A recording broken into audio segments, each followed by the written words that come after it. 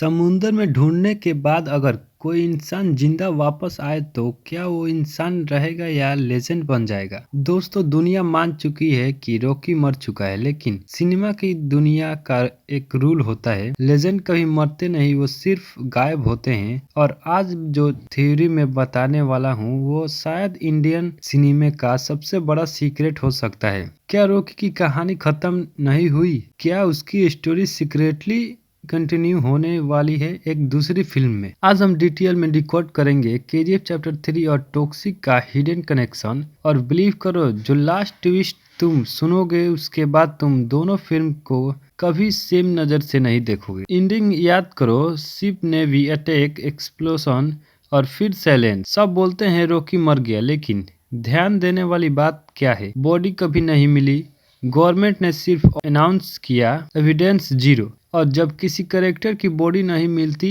तो राइटर उसको फ्यूचर में यूज करने के लिए छोड़ देता है। डायरेक्टर प्रशांत नील अपनी स्टोरी टेलिंग के लिए फेमस है। उनकी फिल्म में हर छोटा डिटेल फ्यूचर भी हिंट होता है। एग्जाम्पल, केजीएफ चैप्टर 1 में जो छोटी छोटी लाइन्स बोली गई थी वही चैप्टर में प्रोवाइड किया। पॉसिबल है रॉकी की डेथ भी एक इल्यूजन हो सकता है शिप क्रैश प्लान था, हो सकता है वो खुद गायब होना चाहता था। क्यों? क्योंकि जब दुनिया तुम्हें ढूंढ रही हो तब सबसे सेफ जगह होती है दुनिया से दूर। सोचो लॉजिकली, रॉकी ने गवर्नमेंट को चैलेंज किया, आर्मी को चैलेंज किया, पॉलिटिशियन को चैलेंज किया, अंडरवर्ल्ड को कंट्रोल किया। ऐसे इंसान को अगर जिंदा रहना हो तो उसको अपनी आइडेंटिटी डिस्ट्रॉय करनी पड़ती है। इसलिए थ्योरी कहती है रॉकी ने अपनी फेक डेथ प्लान की, समुंदर राउट यूज किया और नई आइडेंटिटी के साथ नई जगह शिफ्ट हो गया।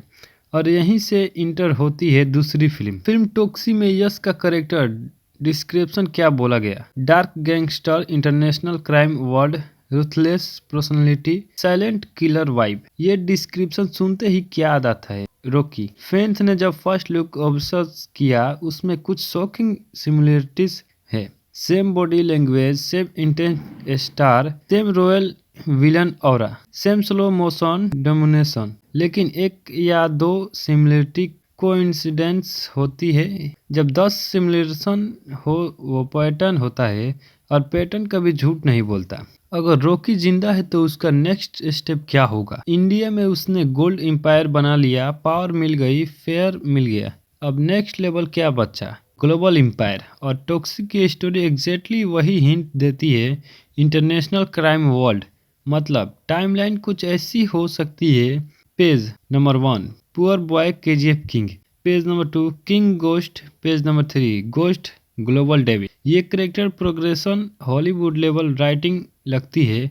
और अगर ये इंटेंशनल है तो डायरेक्टर ने एक सिनेमैटिक यूनिवर्स सीक्रेटली बिल्ड कर दिया। टॉक्सिक डायरेक्ट कर रही है गीतू मोहनदास। वो रियलिस्टिक सिनेमा बनाने के लिए फेमस है, मतलब उनकी फिल्म ग्राउंडेड होती है। अब सवाल, अगर फिल्म रियलिस्टिक टोन में है तो सेम एक्टर का सेम वाइब वाला कैरेक्टर क्यों?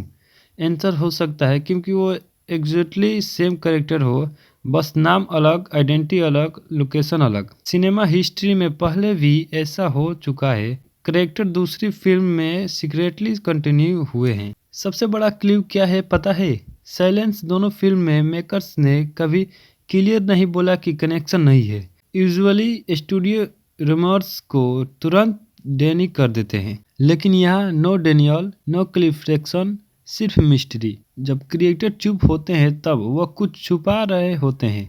इमेजिन करो, केजीएफ चैप्टर 2 का last scene, camera dark room में इंटर करता है, एक चेयर दिखती है, चेयर पर कोई बैठा है, और फिर वॉइस आती है, पावर इंडिया में ली थी, दुनिया अभी बाकी है। कैमरा फेस रिवील करता है और वो होता है टॉक्सिक का character. Screen black, music blast, universe connected. अगर ये थ्योरी सच निकली तो इंडियन सिनेमा का पहला गैंगस्टर सिनेमैटिक यूनिवर्स स्टार्ट हो चुका है। और याद रखना, लेजेंड कभी मरते नहीं, वो सिर्फ नेक्स्ट चैप्टर का वेट करते हैं।